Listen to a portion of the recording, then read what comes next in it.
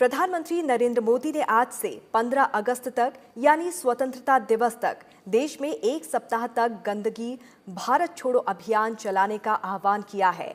उन्होंने कहा कि स्वच्छ भारत अभियान ने हर देशवासी के आत्मविश्वास और आत्मबल को बढ़ाया है, लेकिन इसका सबसे अधिक लाभ देश के गरीब के जीवन पर दिख रहा है।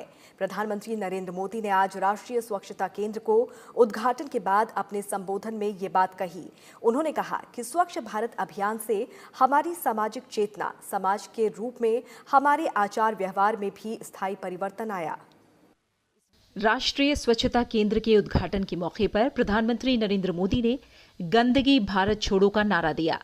उन्होंने कहा कि देश को कमजोर बनाने वाली बुराइयां भारत छोड़ें, इससे बेहतर कुछ नहीं हो सकता।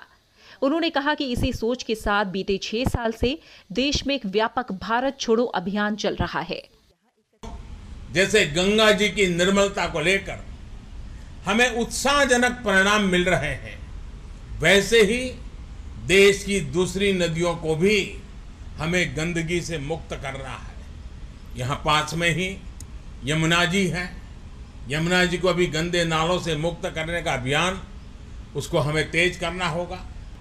ये करते समय 2 गज की दूरी, मास्क है जरूरी, इस नियम को हमने भूलना नहीं है। कोरोना वायरस हमारे मुंह और नाक के रास्ते ही फैलता भी है और फलता फूलता भी है। ऐसे में मास्क, 2 गज की दूरी और सार्वजनिक स्थानों पर ना थूकने के नियम का सख्ती से पालन करना है।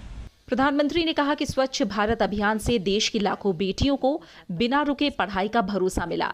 इसकी वजह से लाखों गरीब बच्चों को बीमारियों से बचने का उपाय मिला है। देश के करोड़ों दलितों, वंचितों, पीड़ितों, शोषितों, आदिवासियों को समानता का विश्वास मिला है।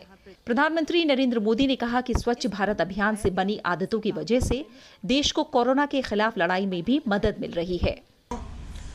देश के बच्चे बच्चे में पर्सनल और सोशल हाइजीन को लेकर जो चेतना पैदा हुई है, उसका बहुत बड़ा लाभ कोरोना के विरुद्ध लड़ाई में भी मिल रहा है।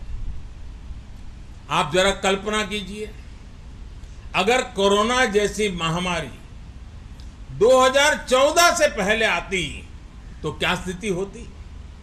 शौचालय के अभाव में क्या हम संक्रमण की गति को कम करने से रोक पाते? क्या तब लॉकडाउन जैसी व्यवस्थाएं संभव हो पाती?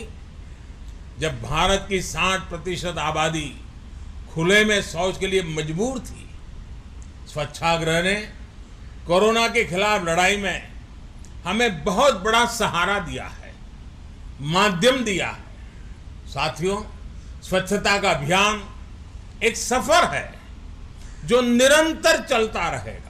प्रधानमंत्री ने कहा कि खुले में शौच से मुक्ति के बाद अब दायित्व और बढ़ गया है और कचरे से कंचन बनाने के काम को तेज किया जाना है।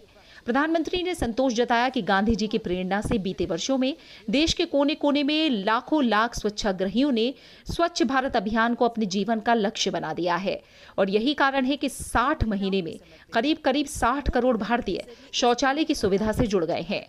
महात्मा गांधी को समर्पित राष्ट्रीय स्वच्छता केंद्र की 10 अप्रैल 2017 को सबसे पहले घोषणा की गई थी।